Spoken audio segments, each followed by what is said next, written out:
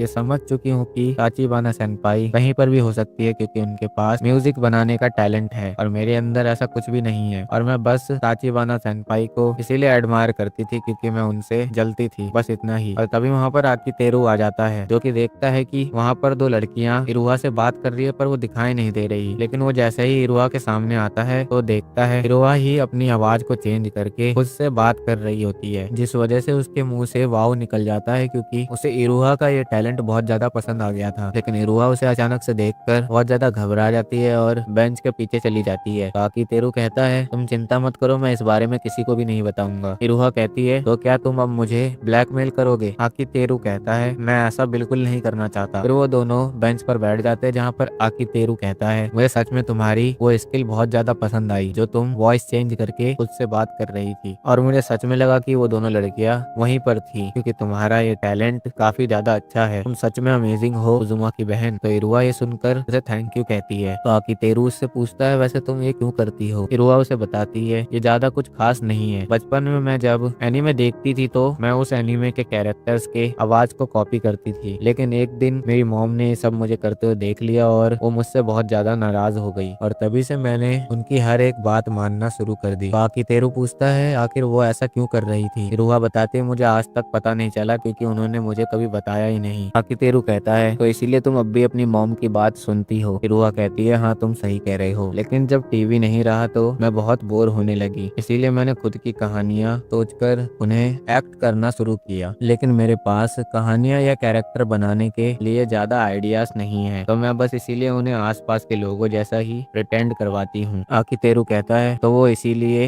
इतने स्टेरियोटिपिकल लग रहे थे। तो ये सुनकर इरुहा को शर्म आ जाती है, पर आकितेरू कहता है, लेकिन मैं सच कहूँ तो मुझे तुम्हारा वो टैलेंट बहुत ज्यादा पसंद आया। इरुहा कहती है, अच्छा ऐसी बात है, रुको, क्या तुम कोई ड्रामा में काम करते हो? आकितेरू कहता, नहीं, लेकिन मेरी मॉम एक्टर्स का मेकअप करती थी, इसीलिए मुझे थोड़ा बहुत मालूम है। फिर आकितेरू कहता है, और तुम अपनी मॉम के बातों को इग्नोर करने की हिम्मत नहीं कर सकती थी, इसीलिए तुमने दूसरे की हेल्प लेनी चाहिए ताकि कोई तुम्हें जबरदस्ती तुम्हारी मॉम के रूल्स को ना मानने के लिए पुश कर सके। तो इरुहा कहती है, हाँ यही बात है। आकितेरू कहता है, तो मैं वो बनूंगा जो तुम्हें तुम्हारे मॉम के रूल्स को तोड़ने पर मजबूर करूंगा। तो क्या तुम कोहिनाता इरुहा की जिंदगी मुझे सौंप सकती हो? इरुहा कहती है, अरे मेरी जिंदगी, ये बात कब इतनी बड़ी हो गई, मुझे पता ही नहीं चला। तो आकितेरू कहता है, तो क्या तुम मजे नहीं करना चाहती? इरुहा पूछते, किस चीज में मजे? तो वो कहता है, वॉइस को कॉपी करने में, और ये वही रास्ता है जहाँ पर तुम हमेशा से जाना चाहती थी। इसीलिए चलो और साथ में गेम पर काम करते हैं। हम पूरी सावधानी से काम करेंगे ताकि तुम्हारी मॉम को कुछ पता ना चले। इरुआ कहती है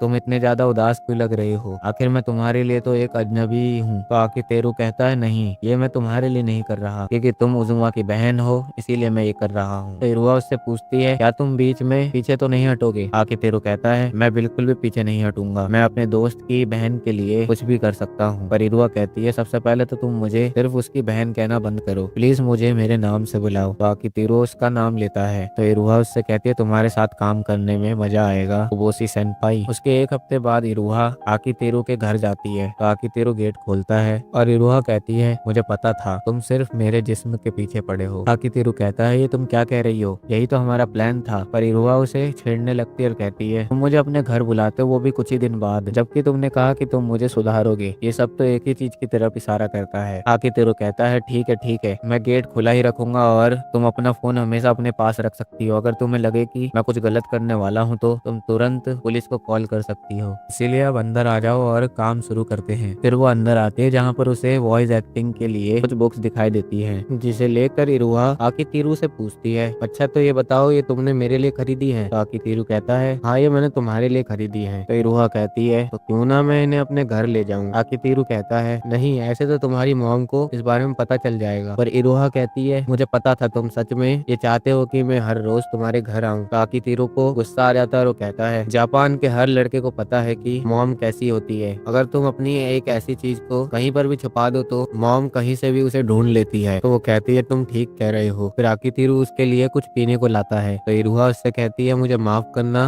मैं हमेशा तुम पर शक करती हूँ लेकिन तुम तो मेरी हमेशा मदद करते हो। आकितेरू ये देखकर अपने मन में सोचता है इरुहा सच में एक होनहार स्टूडेंट है, और उससे कहता है वैसे ऐसा शक तुम्हारी उम्र की लड़कियों को होना चाहिए। उसके बाद इरुहा और वो हर रोज उसकी वॉइस एक्टिंग स्किल पर काम करने लगते हैं, जहाँ पर वो अपना पूरा 100% देते हैं। और कुछ हफ्तों बाद ही वो लोग उतोई के पास जाते हैं, जहाँ पर उतोई ने उनके लिए एक स्टूडियो तैयार कर दिया था, जहाँ पर इरुहा वॉइस डबिंग करेगी। जिस स्टूडियो को देखकर इरुहा और आकितेरू कहते हैं ये तो बहुत ही ज्यादा महंगा स्टूडियो लग रहा है। तो उतोई बताती है मैंने अपने दादा दादी को मना लिया था ताकि वो मुझे मेरे हिस्से की प्रॉपर्टी जल्दी दे दे। तो ये सुनकर वो लोग बहुत ज्यादा हैरान हो जाते हैं। उसके बाद इरुहा उस स्टूडियो को अच्छे से देखने लगती है और वो उस जगह को भी देखती है जहाँ पर वो वॉइस डबिंग करेगी। वो तो ही पूछती है वैसे आकी हमें तो और भी वॉइस एक्टर्स चाहिए होंगे ना। तो आकितेरू कहता है इसकी कोई भी जरूरत नहीं है, इरुहा ही सारी आवाजें देगी। पर तो ये सुनकर हैरान हो जाती है और वो बोलती है क्या तुम्हें सच में लगता है कि वो मेल वॉइस भी डब कर पाएगी। तो आकितेरू कहता है एक वक्त था जब मुझे भी तुम्हारे जैसा ही लगता था कि वो ये नहीं कर पाएगी, लेकिन अब वो इसके लिए पूरी तरीके से तैयार है। उसके बाद आकितेरू इरुहा के थ्रू ओतोई को एक डेमो देता है जहाँ पर इरुहा सारी वॉइस को डब कर रही होती है। ओतोई कहते तुम सही कह रहे थे, वो सच में इसके काबिल है। तो सुनकर आकितेरू कहता है तुम सही कह रही हो। उसके बाद हमें वो सीन दिखाए जाते हैं जहाँ पर आकितेरू और इरुहा एक मूवी देखकर उसके ऊपर बात कर रहे थे और उनके बीच थोड़ी नोक झोंक और हंसी मजाक भी होता है। फिर इरुहा उसे सब चीज के लिए थैंक यू बोलती है। आकितेरू कहता है वैसे मैंने ऐसा कुछ नहीं किया है जो शुक्रिया कहलाने लायक हो। इरुहा कहती है लेकिन मैं अकेले कभी यहाँ नहीं आती और मैं समझ चुकी हूँ कि मेरे भाई का क्या मतलब था। उसने कहा था कि आकी के आसपास रहने से मुझे लगता है जैसे मुझ पर एक रोशनी पड़ रही हो। तुम सच में एक सितारे जैसे हो ओबोसी सेनपाई, क्योंकि ओबोसी का मतलब सितारा होता है। और ये सुनकर वो दोनों हंसने लगते हैं। फिर इरुहा उसे बताती है तुम्हें पता है मैंने काफी टाइम बाद अपने भाई से बात की है, क्योंकि वो हमेशा अपने कमरे में बंद होकर अपने एक्सपेरिमेंट्स करता रहता था। तो ये सुनकर आकितेरू हैरान हो जाता है। इरुहा आगे कहती है उसे पहले उसमें मजा आता था, लेकिन वो सिर्फ तभी खुश लगता है जब वो तुम्हारे आसपास होता है, और शायद वो तुम्हारे साथ रहकर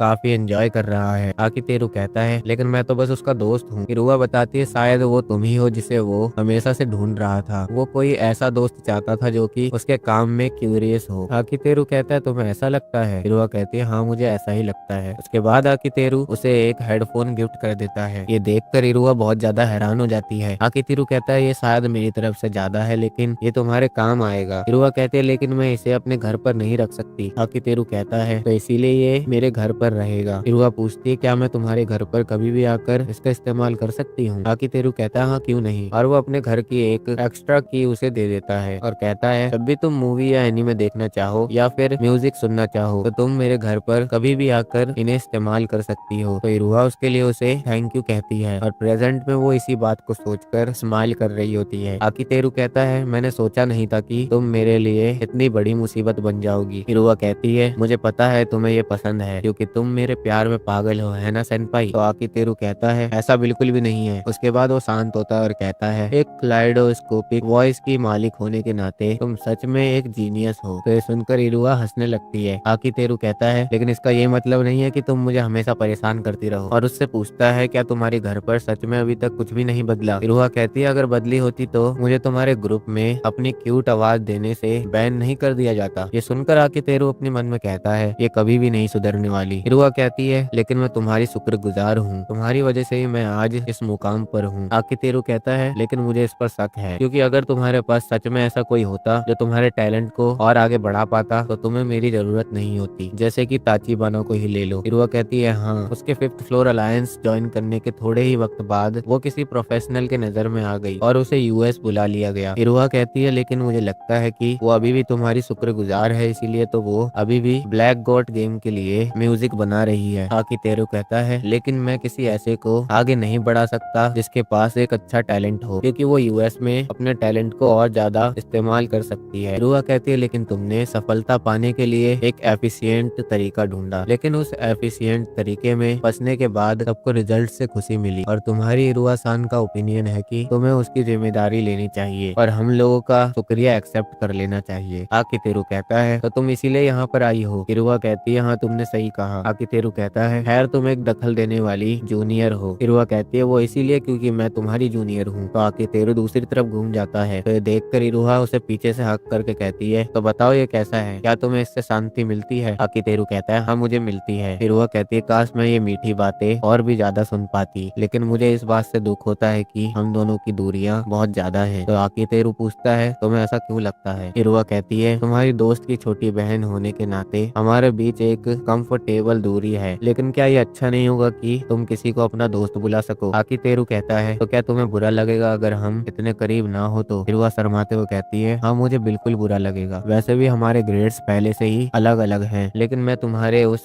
खुद के ऑरा को नीचा दिखाने वाले बिहेवियर को चेंज करना चाहती हूँ। आकितेरू कहता है शायद उसकी बात में दम है, जब से माशीरू हमारे साथ आई है तब से ही मेरा बैलेंस थोड़ा बदल गया है, इसीलिए मुझे अपने इस बैलेंस को वापस सही करना होगा। और इरुहा का आज रात का बिहेवियर उसी का एक इशारा है, इसलिए वो इरुहा से कहता है सुनो इरुहा कल मेरे साथ शॉपिंग करना चाहोगी। तो ये सुनकर इरुहा बहुत ज्यादा हैरान हो जाती है। आकितेरू कहता है मैं दूसरों से भी आने के लिए पूछूंगा, और मेरे दोस्त की सिर्फ छोटी बहन होने के बजाय क्यों ना हम अब बदलाव के लिए दोस्त बनने की कोशिश करें। और वो स्माइल करता है। ये सब सुनकर इरुहा उसे कोई जवाब नहीं दे पाती। अब अगले दिन का सीन दिखाया जाता है जहाँ पर इरुहा नहा रही होती है और वो कल की बात को याद करके शर्मा रही होती है, क्योंकि उसे पता था कि अगर आकितेरू किसी को बुलाएगा भी तो वो लोग उसे मना कर देंगे, लेकिन मुझे पूरा यकीन है कि माशीरू बिल्कुल भी इसके लिए मना नहीं करेगी, क्योंकि मेरा मन कह रहा है कि माशीरू सेनपाई पक्का सेनपाई को पसंद करती है, इसीलिए मैं पीछे नहीं हटूंगी और हार नहीं मानूंगी। फिर उसके बाद कुछ देर बाद का सीन दिखाया जाता है जहाँ पर आकितेरू एक पार्क में आ गया होता है जहाँ पर इरुहा और माशीरू पहले से ही आए हुए थे। तो दोनों उससे कहते हैं कि तुम्हें एक लड़की को इतना ज्यादा वेट नहीं करवाना चाहिए। आकितेरू कहता है सिर्फ मेरी बेइज्जती करते वक्त तुम दोनों एक जैसी लगती हो, चलो ठीक है अब हमें चलना चाहिए। लेकिन इरुहा जल्दी से जाकर उसका एक हाथ पकड़ लेती है। आकितेरू कहता है ये तुम क्या कर रही हो। इरुहा कहती है ये तो दोस्तों के बीच में कॉमन होता है। आकितेरू कहता है लेकिन मैं कोई लड़की नहीं हूँ। इरुहा कहती है मैं कुछ नहीं जानती। ये देखकर माशीरू भी उसके हाथ को पकड़ लेती है और कहती है अगर ये दोस्तों के बीच नॉर्मल है तो मुझे भी ये करना होगा। आकितेरू कहता है लेकिन ये बिल्कुल भी नॉर्मल नहीं है। माशीरू कहती है मुझे तुम पर यकीन नहीं है, अगर तुम इरुहा चान के साथ करोगे तो तुम्हें मेरे साथ भी करना होगा। आकितेरू ये सब सुनकर बहुत ज्यादा हैरान हो जाता है और वो कुछ भी नहीं बोल पाता। इरुहा बहुत ज्यादा हंसने लगती है और कहती है ये तो बिल्कुल एक हैरम जैसा लग रहा है। आकितेरू कहता है तुम बहुत ज्यादा हंस रही हो, तुम्हें भी मेरी तरह एम्बेरस फील करना चाहिए। इरुहा कहती है लेकिन जब तक तुम एम्बेरस हो रहे हो तो मुझे मेरे एम्बेरसमेंट से कोई भी फर्क नहीं पड़ता। आकितेरू कहता है ये बड़ी मुसीबत। उसके बाद वो कहता है ठीक है चलो हम सबसे पहले एक मूवी देखते हैं। फिर वो लोग सिनेमा हॉल पहुंच जाते हैं जहाँ पर माशीरू और इरुहा अलग अलग मूवी सजेस्ट करते हैं। माशीरू कहती है आम लोगों के लिए बनाई हुई मूवी बड़ी बोरिंग होती है, ये वाली मूवी सबसे सही है। इरुहा कहती है नहीं ये एक कपल के लिए बेस्ट मूवी है। माशीरू कहती है तुम समझ नहीं रही हो इरुहा चान। और इरुहा कहती है मैं अपनी कीमती छुट्टी इस फालतू सी मूवी को देखकर वेस्ट नहीं करना चाहती। और दोनों में बहस शुरू हो जाती है। आकितेरू कहता है क्यों ना मैं तुम्हें एक सजेशन दूं, जिसे भी जो मूवी पसंद है वो अपनी पसंद की मूवी देख कर आ सकता है। तो सुनकर इरुहा और माशीरू को गुस्सा आ जाता है और दोनों दोनों साथ में कहते हैं बिल्कुल भी नहीं। हिरुआ कहते तुमने सोचा भी कैसे, तुम्हारा ये सजेशन काम करेगा। माशिरू कहती है जो कचरे जैसे आदमी लड़कियों का दिल नहीं समझते उन्हें मर जाना चाहिए। आकितेरू कहता है थोड़ी सी तो दया दिखाओ। फिर वो दूसरा सजेशन देता है कि हमें स्टोन पेपर सीजर से इसे डिसाइड करना चाहिए। इसीलिए वो लोग स्टोन पेपर सीजर खेलते हैं जिसमें हिरुआ जीत जाती है। तो वो लोग उसकी पसंद की मूवी देखने के लिए जाते हैं। उसके बाद वो लोग मूवी देखने के बाद एक जगह पर आते हैं जहाँ पर हिरुआ कहती है मैं अभी बाथरूम से होकर आती हूँ। वो माशिरू से भी पूछती है क्या तुम भी मेरे साथ चलोगी, पर माशिरू मना कर देती है। तो हिरुआ वहाँ से चली जाती है। तो आकितेरू माशिरू से पूछता है क्या तुम्हें घबराहट हो रही है। माशिरू कहती है मुझे अभी भी नहीं पता कि मैं हिरुआ चान से कैसे बात करूं। आकितेरू कहता है हाँ मुझे पता है कि वो बहुत ज्यादा परेशान करती है। माशिरू कहती है नहीं वो बात नहीं है, मुझे पता है कि वो बुरी इंसान नहीं है और मुझे सच में बुरा लग रहा है कि मुझे उससे बात करना नहीं आता। आकितेरू कहता है मेरे पॉइंट ऑफ व्यू से तो तुम उससे बात इसलिए नहीं कर पा रही क्योंकि ये एक आम बात है, क्योंकि ज्यादातर लोग हिरुआ से कम्युनिकेट नहीं कर पाते। माशिरू कहती है नहीं मेरे लिए ऐसी बात नहीं है। उसकी हाइपर पर्सनैलिटी मुझे याद दिलाती है मेरे पास्ट के लोगों की जिन्होंने मुझे स्कूल में बुली किया था। आकितेरू कहता है मैं बीच में नहीं पढ़ूंगा, लेकिन अगर तुम इस बारे में बात करना चाहती हो तो मैं सुनने के लिए तैयार हूँ। अभी वहाँ पर दो लड़कियां आती है और कहती है अरे ये तो देखो ये तो माशिरू है, वो भी एक लड़के के साथ, क्या वो एक डेट पर आई है, ये तो बहुत ही ज्यादा मजेदार लग रहा है। माशिरू उन्हें देखकर कहती है अरे ये तो वही लोग हैं। माशिरू उन्हें देखकर बहुत ज्यादा घबरा जाती है और वो धीरे से कुछ बोलती है। तो लड़कियां उसका मजाक उड़ाने लगती है क्या तुम इतना ही धीरे से बोल सकती हो। फिर वो आकितेरू की भी बेइज्जती करने लगते हैं कि ये तो सही में इन दोनों का परफेक्ट मैच है। तो आकितेरू कहता है तुम्हें अचानक से आकर ये बकवास करने का हक किसने दिया, इसीलिए थोड़ा माहौल समझने की कोशिश करो नहीं तो बहुत दिक्कत हो जाएगी। तो वो लड़कियां उसकी और ज्यादा बेइज्जती करने लगती हैं। उनमें से दूसरी लड़की कहती है तो माशिरू क्या तुमने उसे उस प्यारी नोवेल के बारे में कुछ बताया। तो ये सुनकर माशिरू और ज्यादा घबरा जाती है। तो लड़कियां कहने लगती है मतलब तुमने अभी तक उसे उस नोवेल के बारे में नहीं बताया, और वो उसका मजाक उड़ाने लगती है। ये देखकर आकितेरू समझ जाता है कि अब माशिरू रोने वाली है, इसीलिए वो खड़ा होता है और कहता है अपना मुंह बंद करो अब। तो ये सुनकर वो लड़कियां कहने लगती है तुम इतना ज्यादा सीरियस क्यों हो रहे हो। आकितेरू कहता है तुम्हारी आवाज, तुम्हारा चेहरा और तुम्हारी पर्सनैलिटी, हर चीज से मुझे घिन आती है, अभी के अभी यहाँ से दफा हो जाओ। तो वो लड़की कहती है अपनी हद में रहो बेकार लड़के कहीं के, तुम्हें पता भी हमारे पीछे कौन सा सपोर्ट है। आकितेरू कहता है जो लोग हमें सपोर्ट कर रहे हैं वो लोग भी बहुत ही ज्यादा पागल हैं। तो दूसरी लड़की अपनी दोस्त को समझाती है मेरे ख्याल से वो सच बोल रहा है, इसीलिए हमें उससे पंगा नहीं लेना चाहिए। फिर वो दोनों वहाँ से चले जाते हैं और वहाँ पर हिरुआ आ गई होती है जो कि ये सब देख चुकी थी। फिर वो माशिरू से पूछता है माशिरू क्या तुम ठीक हो, क्या तुमने इसीलिए स्कूल जाना छोड़ दिया था। तो माशिरू कहती है हाँ। आकितेरू पूछता है वो नोवेल के बारे में क्या बात कर रहे थे। तो ये सुनकर माशिरू कहती है मुझे उस बारे में बात नहीं करनी, और वहाँ से भाग जाती है। उसके बाद आकितेरू और हिरुआ साथ में मिलकर माशिरू को ढूंढने लगते हैं, लेकिन उन्हें माशिरू नहीं मिल रही थी। तभी आकितेरू को याद आता है कि माशिरू ने एक मूवी सजेस्ट की थी। तो वो जल्दी से वहाँ जाता है जहाँ पर माशिरू वो मूवी देख रही होती है। तो वो उसके बगल में बैठकर पूछता है क्या तुम्हें इससे खुशी मिलती है। तो माशिरू कहती है उम्मीद से भी ज्यादा खुशी मिलती है। आकितेरू कहता है लेकिन तुम खुश नहीं लग रही। माशिरू पूछती है पर तुम यहाँ पर क्या कर रहे हो। आकितेरू कहता है मैं मूवी देखने आया हूँ। माशिरू कहती है झूठे स्टॉकर कहीं के। फिर वो उससे माफी मांगते हुए कहती है मुझे माफ करना, मैं तुम्हारी बेइज्जती नहीं करना चाहती हूँ। आकितेरू कहता है ये उससे बेहतर है कि तुम उन लोगों की बेइज्जती नहीं कर पाओ जिनकी तुम करना चाहती हो, इसीलिए जितनी चाहे उतनी बेइज्जती करो। और फिर वो माशिरू को समझाता है कि उसे कैसे उन लड़कियों से खुद को डिफेंड करना चाहिए। उसे ये कहना चाहिए कि अगर तुम मुझसे नफरत करना चाहती हो तो तुम मुझसे नफरत कर सकती हो, लेकिन अगर तुम मुझसे नफरत कर रही हो तो तुम स्टॉकर बिचेस मेरा हर छोटी छोटी बात पर पीछा करना छोड़ दो, बस तुम्हें यही उन सबसे कहना होगा। तो ये सब सुनकर माशिरू उसे बताने लगती है कि उसके स्कूल में क्या हुआ था। वो दोस्त बना नहीं पाती थी, इसीलिए उसने सोचा कि उसे अपना टाइम बिताने के लिए नोवेल लिखना चाहिए, इसीलिए उसने नोवेल लिखना शुरू किया। लेकिन एक दिन उसी लड़की ने उसकी नोटबुक लेकर पूरे क्लास में उसकी बेइज्जती कर दी, पर उसे इस चीज से बहुत बड़ा सदमा लगा और वो स्कूल जाना बंद कर देती है और वो प्रेजेंट में रोने लगती है। आकितेरू ये सब सुनकर कहता है मुझे रियलिटी से बचने के लिए लिखी गई नोवेल पसंद है। ये सुनकर माशिरू हैरान हो जाती है। आकितेरू कहता है मैं किसी और को भी जानता हूँ जो कि बिल्कुल ऐसा ही है, एक प्रोफेशनल नोवेलिस्ट, और मैं उसका बहुत बड़ा फैन हूँ। तुमने माकीगाई नमाको सेंसे के बारे में सुना है ना। तो माशिरू कहती है हाँ शायद। आकितेरू कहता है जो भी नोवेल्स में इंटरेस्टेड होते हैं वो ये नाम जानते हैं, है ना। और वो अपने मन में सोचने लगता है कि माकीगाई नमाको सेंसे एक ऐसी इंसान है जो न्यू कमर होकर भी बहुत ही ज्यादा फेमस हुई, क्योंकि उनके लिखे गए नोवेल्स इतने ज्यादा अच्छे होते थे कि लोग उसे पढ़कर रियलिटी को अच्छे से समझने लगते हैं। फिर वो माशिरू से कहता है उसने सच में मुझे इमोशनल कर दिया, तुम जानती हो क्यों। माशिरू कहती है नहीं मैं नहीं जानती। आकितेरू कहता है क्योंकि मैं उस किताब की हर चीज को फील कर सका, और वो हर एक डिटेल उसे बताने लगता है। और वो ये भी कहता है कि मैं सच में उनका एक बहुत बड़ा फैन हूँ। तो यहाँ तक पहुँचने के बाद मुझे लगता है कि नोवेल लिखना कोई भी शर्मिंदगी की बात नहीं है। लेकिन माशीरू कहती है पर वो ऑथर तो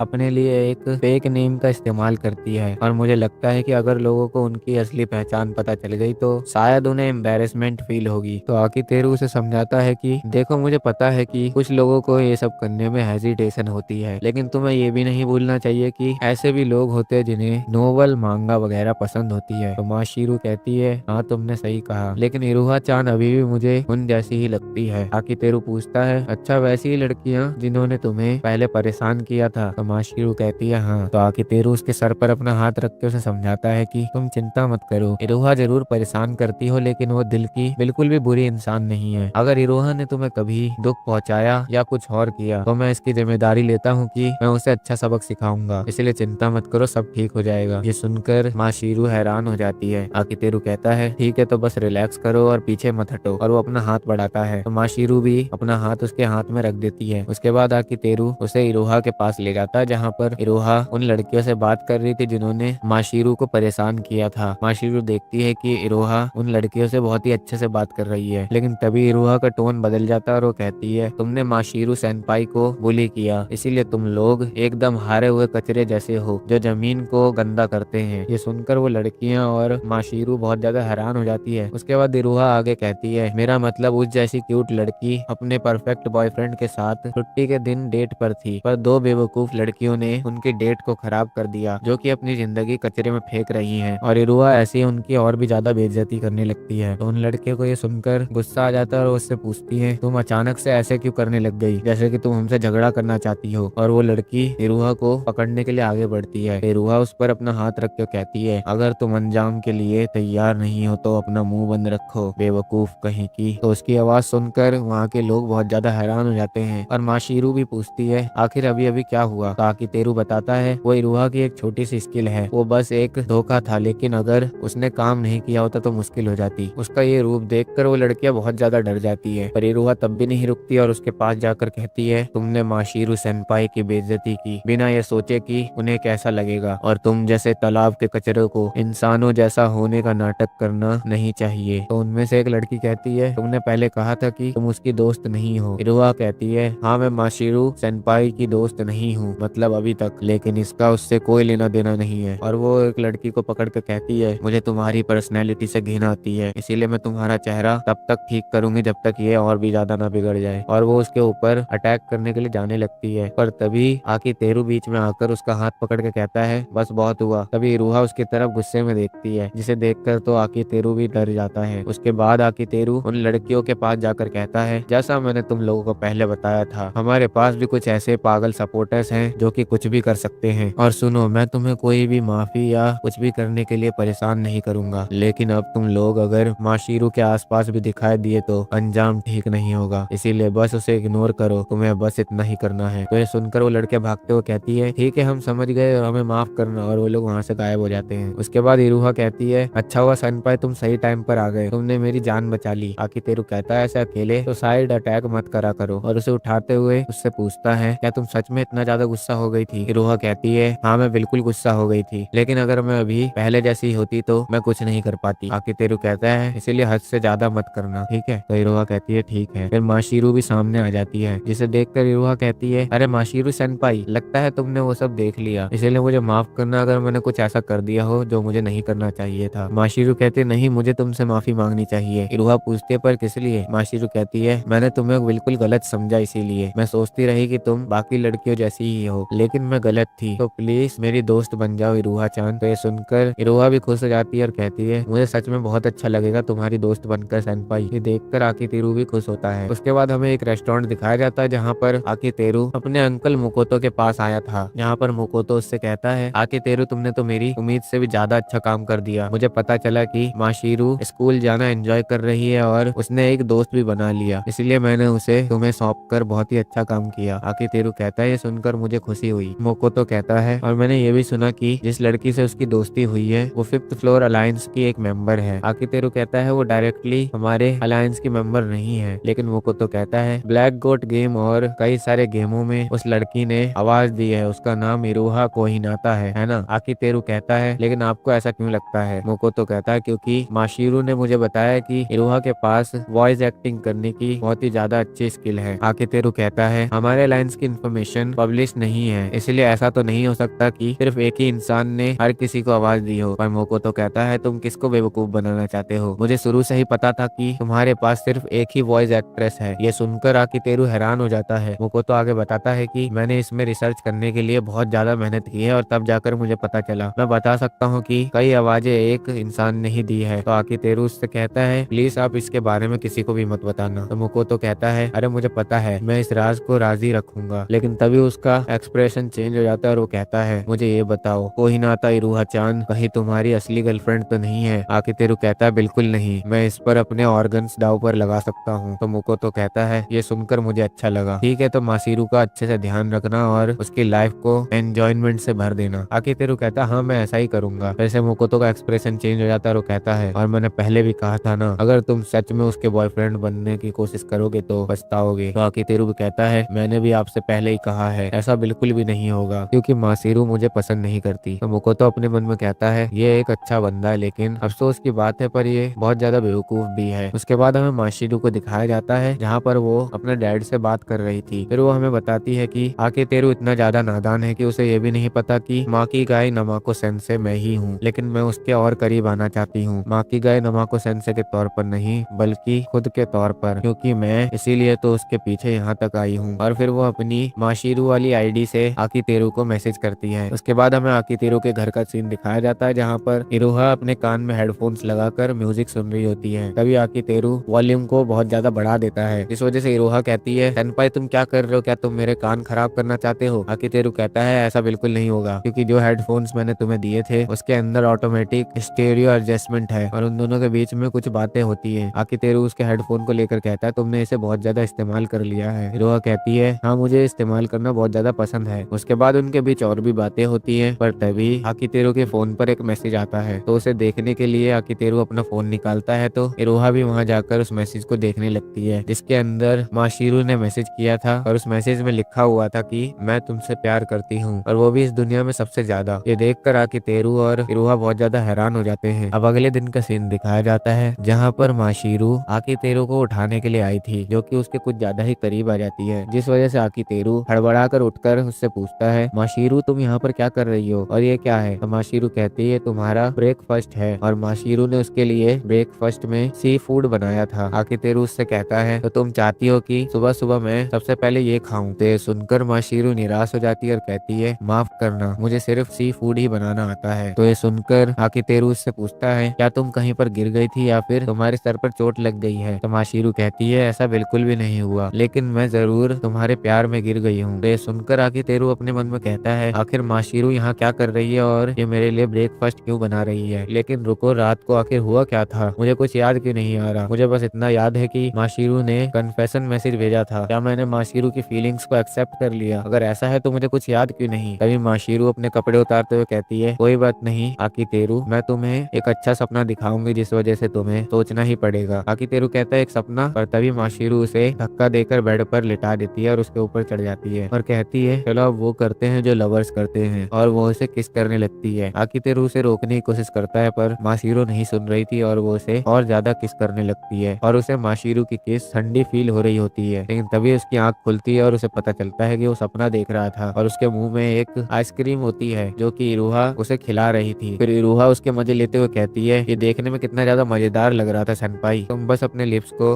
चूस रहे थे। चलो बेहतर होगा कि तुम उठ जाओ वरना बड़ी बहन इरोहा तुम्हारी ये चीज यहाँ खा जाएगी। तो आकितेरू उठते हुए गुस्से में उससे कहता है ये क्या बकवास कर रही हो? क्या तुम्हें कोई नॉर्मल तरीके से उठाना नहीं आता? क्या सोचकर तुमने सुबह सुबह मेरे मुंह में आइसक्रीम घुसा दी? तो इरोहा कहती है मैंने सोचा कि किसी नए तरीके से जगाना मजेदार होगा, और वैसे भी कौन ऐसे रिएक्ट करता है अगर उसे कोई इतनी क्यूट लड़की उठाने के लिए आए। आकितेरू कहता है मुझे उससे कोई फर्क नहीं पड़ता। लेकिन तभी इरोहा उसके सामने उसके मुंह में दी हुई आइसक्रीम को खाने लगती है और उसके सामने अपनी अपनी अदाएं दिखाने लगती है। तो ये देखकर आकितेरू अपना फेस दूसरी साइड कर लेता है। तो इरुहा ये देखकर उसके पास जाकर उसे और ज्यादा छेड़ने लगती है कि लगता है तुम्हें ये सारी चीजें पसंद हैं। तो ये सुनकर आकितेरू गुस्सा आ जाता है और वो कहता है पहले तो ये बताओ तुम सुबह सुबह मेरे घर में क्या कर रही हो। इरोहा कहती है लगता है तुम्हें अभी तक समझ नहीं आया, जरा अपनी घड़ी की तरफ तो देखो। तो आकितेरू घड़ी की तरफ देखता है जहाँ पर 8 बज रहे थे। ये देखकर आकितेरू बहुत ज्यादा शॉक हो जाता है क्योंकि वो हमेशा 7 बजे उठता था, इसीलिए आज वो लेट हो गया था। इरुहा बताती है उजुमा को तुम्हारी चिंता हो रही थी, इसीलिए उसने मुझे यहाँ पर तुम्हें चेक करने के लिए भेजा था। ये सुनकर आकितेरू इरुहा से कहता है ये नहीं हो सकता, कहीं तुमने मेरी घड़ी के साथ छेड़छाड़ तो नहीं की है। इरुहा कहती है ये सब करने के लिए मेरे पास अभी टाइम नहीं है। तो आकितेरू पूछता है क्या आज कोई वीकेंड है। तो इरुहा कहती है नहीं आज कोई वीकेंड नहीं है। तो आकितेरू कहता है ठीक है मैं डॉक्टर के पास जा रहा हूँ अपना हेल्थ चेकअप करवाने के लिए। इरुहा कहती है इतनी सी बात के लिए कौन हेल्थ चेकअप करवाने के लिए जाता है, चलो आप जल्दी करो नहीं तो लेट हो जाओगे। तो उसके बाद आकितेरू तैयार होने लगता है और उसे याद आता है कि रात को जब माशिरू ने उससे अपनी फीलिंग कन्फेस करी थी तो आकितेरू ने उससे कहा था कि मुझे सोचने के लिए थोड़ा टाइम चाहिए। उसके बाद आकितेरू खुद से कहता है लेकिन मैं उसे ऐसे ही इग्नोर नहीं कर सकता, मुझे उससे बात करनी होगी। उसके बाद वो इरुहा के साथ स्कूल जाने लगता है। इरुहा उससे कहती तुम इतनी जल्दी में क्यों हो, मुझे नहीं लगता कि एक दिन लेट हो जाने से कोई तुम्हें ब्लेम करेगा। आकितेरू कहता है वो बात नहीं है, मुझे बस अपनी बेकार सी टीचर के लिए ये सब करना पड़ता है, नहीं तो मुझे उनका लेक्चर सुनना पड़ेगा। इरुहा कहती है एक प्रोड्यूसर होना सच में बहुत ज्यादा मुश्किल है। फिर वो उससे पूछती है क्या हमारा सुबह सुबह साथ जाना सही होगा। आकितेरू उससे पूछता है क्यों, सड़क पर अनजान लोगों को एक साथ देखना कोई गलत बात थोड़ी है। इरुहा कहती है मेरा वो मतलब नहीं था, अगर मासिरू सेनपाई ने हम दोनों को साथ में देख लिया तो उनकी फीलिंग्स को हर्ट होगा। आकितेरू कहता है तुम इतने आगे का क्यों सोच लेती हो। तो इरुहा कहती है अरे तुम शर्मा क्यों रहे हो। आकितेरू कहता है लड़कियों में पॉपुलर होना कोई गलत बात थोड़ी है। इरुहा कहती है तुम तो खुद को एक सेलिब्रिटी समझ रही हो, पता है कहते हैं कि अगर तुम बहुत वक्त तक वर्जन रहोगे तो तुम्हें जो भी मौके मिलेंगे तुम उसका फायदा नहीं उठा पाओगे। आकितेरू कहता है और ये किसने कहा है। इरुहा कहती है मैंने कहा है, और वो उसे अपने पास लाकर कहती है ये पक्का करने के लिए कि तुम माशिरू सेनपाई के साथ अपना फर्स्ट टाइम खराब ना करो, और क्या तुम मेरे साथ प्रैक्टिस करना चाहोगे। तो आकितेरू कहता है तुम किसे बेवकूफ बनाने की कोशिश कर रही हो नादान लड़की। तो ये देखकर इरुहा कहती है अरे ये कैसे हो गया, तुम्हारा रिएक्शन ऐसा कैसे आया, तुम्हें तो अभी ब्लश करके शर्माना चाहिए था। तो आकितेरू कहता है अगर तुम चाहती हो कि मैं शर्माऊं तो नींद में मेरी वर्जिनिटी लेने की कोशिश करो। इरुहा कह रही है तो एक चैलेंज जैसा लग रहा है, मैं तुम्हें इरुहा चान की सक्यूबस पावर दिखाऊंगी, जिस पावर से मैं तुम्हें ऐसे ड्रीम दिखाऊंगी जिससे कि तुम टर्न ऑन हो जाओ। आकितेरू कहता है ठीक है तुम्हें जो करना है करो, मैं जा रहा हूँ स्कूल। इरुहा कहती है मेरे लिए भी रुको, और वो दोनों साथ में स्कूल पहुंच जाते हैं। स्कूल पहुंचकर आकितेरू माशिरू से बात करने की कोशिश करता है पर माशिरू का बिहेवियर अभी भी रूड होता है। वो पूछती है क्या हुआ। तो आकितेरू कहता है मैं तुम्हारे मैसेज के बारे में तुमसे बात करना चाहता हूँ, पर वो उससे कह देती है मुझे तुमसे बात नहीं करनी। आकितेरू को समझ नहीं आता कि क्या ये वही इंसान है जिसने अपनी फीलिंग्स को मैसेज के थ्रू कन्फेस किया था, इसीलिए वो उसे मैसेज करके पूछता है तुम मुझे इग्नोर क्यों कर रही हो। तो माशिरू कहती है क्योंकि मैं शर्मा रही हूँ। ये देखकर वो फिर से माशिरू की तरफ देखता है, पर अभी भी माशिरू उससे बात करते वक्त रूड बिहेव कर रही थी। आकितेरू अपने मन में कहता है कौन इंसान कहेगा कि इस लड़की को अभी शर्म आ रही है। आकितेरू कहता है मैं तुमसे बात करना चाहता हूँ। तो माशिरू कहती है ऐसा नहीं हो सकता, मैं जब भी तुम्हारी तरफ देखती हूँ तो मेरी आवाज निकलना बंद हो जाती है, और मैं अपना दिल नहीं तोड़वाना चाहती इस बेकार सी यूनिफॉर्म में। और हाँ मैंने एक ड्रेस खरीदी है जो कि काफी ज्यादा प्यारी है, और मैंने उसे इसीलिए खरीदा ताकि मैं तुम्हें उसे दिखा सकूं। और वो शर्माने लगती है। आकितेरू कहता है कसम से आखिर ये करना क्या चाहती है। तभी वहाँ पर सिकिबू आ जाती है जो कि सबको फिर से मोटिवेट करने लगती है ताकि वो लोग अपने काम पर अच्छे से ध्यान दे। लेकिन वो क्लास शुरू करने से पहले एक अनाउंसमेंट करती है, जिस अनाउंसमेंट में वो बताती है कि national high school drama fair जुलाई में शुरू होने वाला है, और उस ड्रामा क्लब की एडवाइजर सिकिबू है। तो वो चाहती है कि अगर वो इस ड्रामा क्लब की एडवाइजर है तो उनका ही ड्रामा क्लब इसमें जीतना चाहिए। तो इसीलिए वो वहाँ से कुछ काबिल स्टूडेंट्स को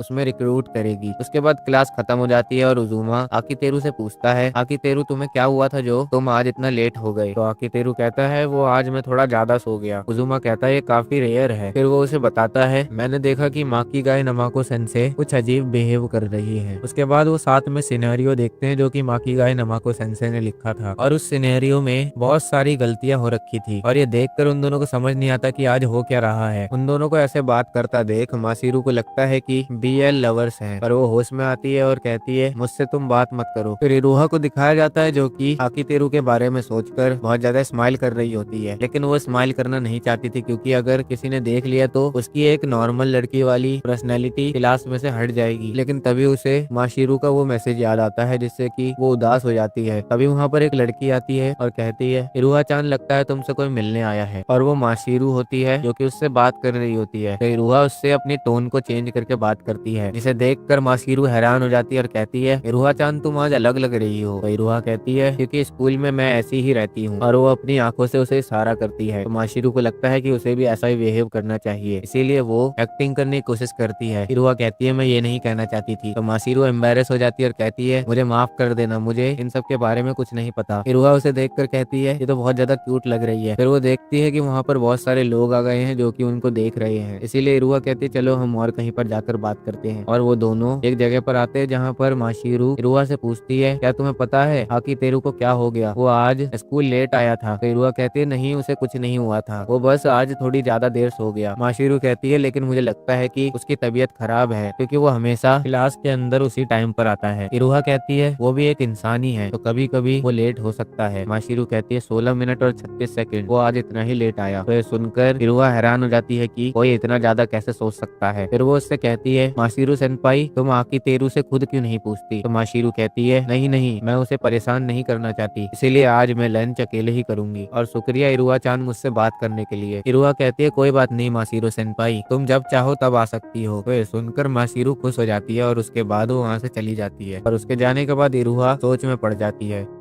फिर हमें आकितेरू को दिखाया जाता है जो कि लंच करते हुए कह रहा था, मुझे लगा कि मैं माशीरू के साथ लंच पर बात कर पाऊंगा, लेकिन उसने मुझे साफ साफ मना कर दिया। तभी वहाँ पर इरुहा आकर उसे परेशान करने लगती है। तो आकितेरू कहता है, तुम यहाँ पर क्या करने आई हो? इरुहा कहती है, तुम्हें दिख नहीं रहा कि मैं यहाँ लंच करने आई हूँ? और तुम्हें तो खुश होना चाहिए कि इतनी खूबसूरत लड़की तुम्हारे साथ बैठकर लंच कर रही है। आकितेरू कहता है, तुम्हें अब अपना मजाक स्कूल में कम कर देना चाहिए। इरुहा पूछती है, क्यों? इससे दूसरों को पता चल जाएगा कि तुम किसी और लड़की के साथ फ्रेंडली हो रहे हो। आकितेरू कहता है, हाँ, इसीलिए मेरी मदद करो और मेरे ज्यादा करीब मत आओ। लेकिन इरुहा उसके और करीब चली जाती है और आकितेरू को अपने लंच में से खिलाने की कोशिश करती है, लेकिन आकितेरू उसे मना कर देता है। तो ये सुनकर इरुहा को गुस्सा आ जाता है। फिर आकितेरू कहता है, हे इरुहा। तो कहती है, हाँ बोलो सेनपाई। आकितेरू कहता है, मुझे तुमसे ये जानना था कि लड़कियां कैसे सोचती हैं। तो इरुहा कहती है, तो बताओ तुम किस बारे में जानना चाहते हो? आकितेरू कहता है, ये माशीरू के बारे में है, तुम्हें तो इस बारे में पता ही होगा। इरुहा कहती है, हाँ मैंने भी देखा था। आकितेरू उसे बताता है, वो मुझसे मैसेज पर बात करते हुए खुश लगती है, लेकिन जब मैं उसके सामने जाकर उससे बात करने की कोशिश करता हूँ तो वो मुझे इग्नोर करती है। इसीलिए मैं परेशान हूँ कि मुझे क्या करना चाहिए, क्योंकि ये सब मेरे साथ पहली बार हो रहा है। लेकिन फिर वो देखता है कि इरुहा गुस्सा हो गई है। तो आकितेरू उससे पूछता है, क्या हुआ इरुहा? इरुहा कहती है, तुम श्योर हो कि माशीरू सेनपाई से पहले तुमसे किसी और ने कन्फेशन नहीं किया? तो आकितेरू कहता है, हाँ ये पहली बार ही है जब किसी ने मुझसे अपनी फीलिंग कन्फेस की है। इरुहा कहती है, हाँ मैं समझ गई, ये पहली बार है कि जब तुमसे किसी ने अपनी फीलिंग्स कन्फेस की हो और पहली बार किसी ने कहा हो कि वो तुमसे प्यार करती है। तुम यही कहना चाहते हो ना? आकितेरू कहता है, मैं क्या करूँ, ये सच में मेरा पहली बार ही है। इरुहा कहती है, अब मैं समझी, तुम्हें लगता है कि वही लोग लड़कियां कहलाती हैं जो सुंदर, साफ सुथरी और शांत होती हैं, जिन्हें तुम प्रोटेक्ट करना चाहते हो, जैसे माशीरू सेनपाई। ये सब सुनकर आकितेरू इस पर कोई जवाब नहीं दे पाता। तो इरुहा खड़ी होकर कहती है, क्योंकि तुम इतने डेंस हो तो मैं तुम पर एक कर्स डालूंगी जो तुम्हें सारी लड़कियों को साफ सुथरी और प्योर देखने पर मजबूर करेगा। और ये कहकर वो वहाँ से जाने लगती है। आकितेरू कहता है, अरे तुमने अपना लंच बॉक्स यहीं पर छोड़ दिया। इरुहा कहती है, मुझे वो धोकर वापस कर देना। और वहाँ से जाने के बाद इरुहा उसे मैसेज करके कहती है, सेनपाई तुम बहुत ज्यादा खराब इंसान हो। ये सब देखकर आकितेरू इस बारे में भी सोच में पड़ जाता है कि इरुहा को ऐसे बिहेव करता देखना काफी रेयर है, उसने मुझे इस तरह कभी भी इंसल्ट नहीं किया। अरे अब तो इरुहा भी अजीब हो गई, ये हो क्या रहा है मेरे साथ? तभी अनाउंसमेंट होती है जिसमें कि सिकिबू आकितेरू को स्टूडेंट काउंसिल ऑफिस में बुलाती है। फिर जब आकितेरू उसके पास जाता है तो सिकिबू उसे अपना काम दिखाती है जो कि उसने एक हफ्ते पहले ही पूरा कर लिया था। आकितेरू ये देखकर उस पर चिल्लाते हुए कहता है, आखिर ये कैसे हो सकता है? सिकिबू उससे पूछती है, पर आकितेरू सामा आप मुझ पर क्यों चिल्ला रहे हो? आकितेरू कहता है, क्योंकि तुमने पहले कभी भी अपनी डेडलाइन से पहले काम पूरा नहीं किया है और मुझे समझ नहीं आ रहा कि आज ही सब अजीब बिहेव क्यों कर रहे हैं। सिकिबू उससे पूछती है, क्या मैंने कुछ गलत किया? आकितेरू कहता है, नहीं, और मुझे माफ करना, मैंने अपना आपा खो दिया था और तुम्हारी मेहनत के लिए बहुत बहुत शुक्रिया। तुम बेझिझक होकर जितना चाहे उतना एनीमे देख सकती हो या मांगा पर काम कर सकती हो। और ये कहकर वो जाने लगता है। पर शिकिबू कहती है, आकितेरू सामा, डेडलाइन पर काम पूरा करने के लिए मैं आपसे एक फेवर मांगना चाहती हूँ। आकितेरू कहता, फेवर? क्या इस फेवर में वक्त लगेगा? तो शिकिबू बोलती है, हाँ इसमें वक्त लग सकता है। तो आकितेरू कहता है, माफ करना, तो इसे अगली बार के लिए बचा के रखना, मैं फिर कभी इसे पूरा कर दूंगा। और मैं जल्दी घर जा रहा हूँ क्योंकि मुझे फीवर हो गया है। और वो वहाँ से जाने लगता है। तो शिकिबू आकितेरू से उसे ध्यान रखने को कहती है। फिर वो बाहर आकर खड़ा हो जाता है और कहता है, आज कुछ ज्यादा ही झटके एक ही साथ मिल गए, इसीलिए मेरी तबीयत खराब हो गई। लेकिन मुझे अभी भी बहुत सारे प्रोग्राम्स पर काम करना है ताकि हम अपना काम आगे बढ़ा सके। लेकिन मुझे अभी भी यकीन नहीं हो रहा कि ये सब क्या हो रहा है।